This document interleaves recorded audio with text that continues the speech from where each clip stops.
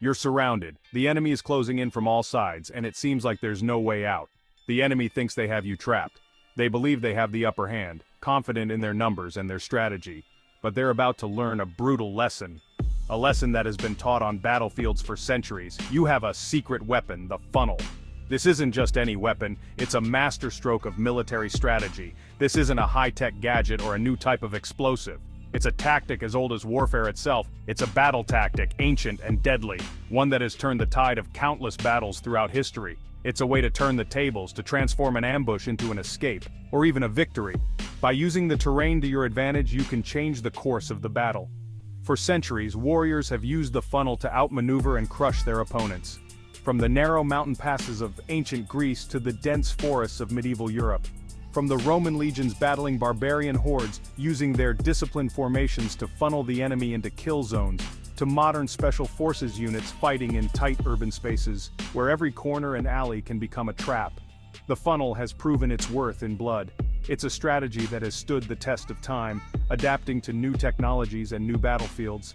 It's a testament to the enduring power of strategy, of the human mind's ability to outthink and outmaneuver even the most formidable foes. It's about using your enemy's strength against them, turning their confidence into overconfidence, their numbers into a disadvantage. But how does it work? How can such a simple concept be so devastatingly effective? The funnel strategy is deceptively simple. It involves guiding the enemy into a narrow, confined space where their numbers count for nothing. It's about controlling the battlefield, choosing the ground on which you fight, and forcing the enemy to play by your rules. It's about forcing your enemy into a confined space where their superior numbers become a liability. In such a space, their ability to maneuver is restricted, and their numerical advantage is nullified. It's about turning their attack into a desperate struggle for survival, a fight they cannot win. In the chaos of the funnel, discipline and strategy triumph over sheer numbers, a fight they cannot win. The funnel is not just a tactic, it's a testament to the power of strategy, the art of war, and the enduring spirit of those who fight against the odds. Imagine this. You're leading a small force and a larger enemy group ambushes you. Panic sets in among your troops. But you stay calm. You know the funnel. You order your troops to fall back, drawing the enemy into a narrow passage, a street, a valley, even a dense forest. This is the essence of the funnel, channeling the enemy's advance into a killing zone. As they pour into the confined space, their ranks become compressed. Their numerical advantage becomes meaningless. They are squeezed together, vulnerable.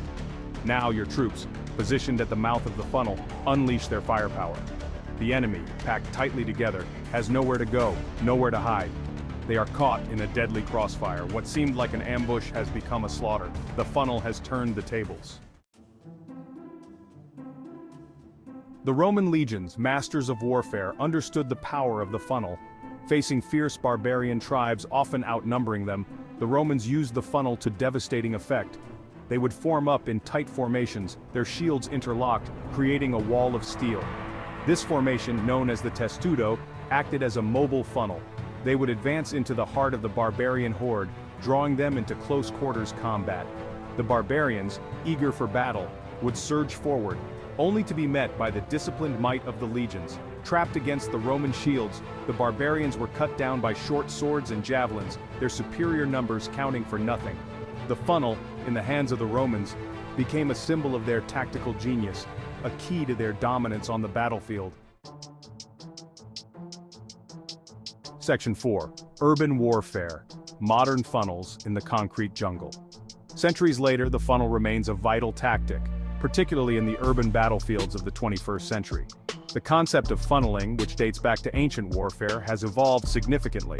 In the past, it was used to control the flow of enemy troops in open fields or fortresses.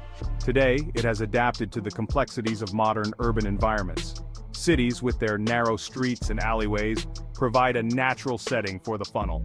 The dense infrastructure, with its maze-like layout, creates numerous opportunities to channel enemy forces into predetermined paths. These urban landscapes, filled with buildings, alleys, and hidden corners, are perfect for creating strategic funnels.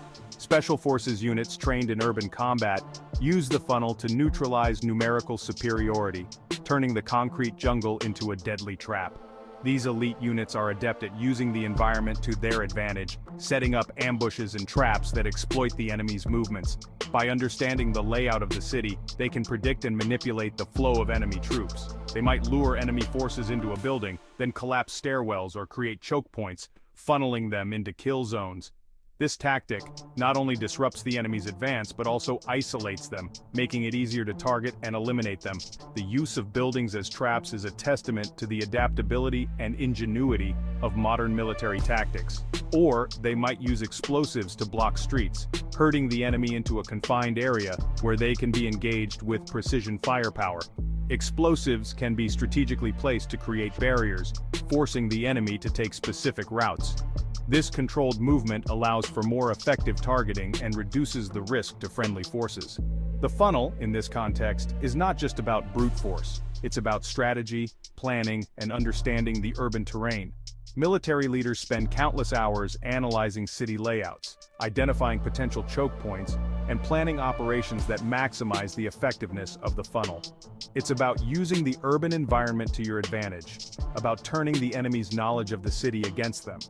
By leveraging the city's infrastructure, soldiers can create unpredictable and deadly traps.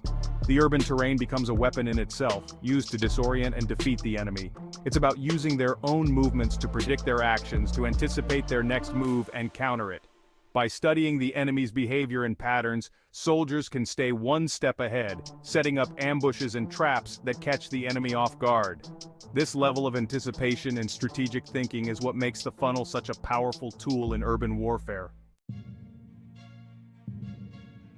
Section 5, Vietnam's Jungles, a deadly game of funnels. The Vietnam War offers a stark example of the funnel's effectiveness in dense jungle terrain. The dense, almost impenetrable foliage of Vietnam's jungles created a natural labyrinth, a perfect setting for guerrilla warfare. American soldiers facing a determined Viet Cong enemy often found themselves at a disadvantage in the thick undergrowth. The jungle's density made it difficult to see more than a few feet ahead, turning every step into a potential ambush. The Viet Cong, masters of camouflage and guerrilla warfare, would launch surprise attacks from the jungle's shadows, disappearing as quickly as they appeared. Their intimate knowledge of the terrain allowed them to move silently and strike with deadly precision. To counter this, American units began using the jungle itself as a funnel. They adapted their strategies to the environment, turning the natural obstacles into tactical advantages. They would insert small patrols into the jungle, using them as bait to draw out the Viet Cong. These patrols, often consisting of a few brave soldiers, would move cautiously, aware that they were the lure in a deadly game. Once the enemy took the bait, the Americans would fall back, leading them into carefully prepared kill zones. These zones were meticulously chosen, often in clearings or along well-defined trails where the enemy's movement could be controlled. These kill zones, often located in clearings or along well-defined trails, allowed the Americans to bring their superior firepower to bear, while the dense jungle surrounding the enemy limited their escape routes. The strategy was to funnel the Viet Cong into these traps, where they could be overwhelmed by concentrated firepower. The funnel, in this unforgiving environment, became a desperate battle for survival, a fight for every inch of ground. The dense jungle, with its hidden dangers and constant threat of ambush, turned every encounter into a deadly game of cat and mouse. The soldiers had to rely on their training, instincts, and each other to navigate this perilous terrain and survive the relentless onslaught of the enemy.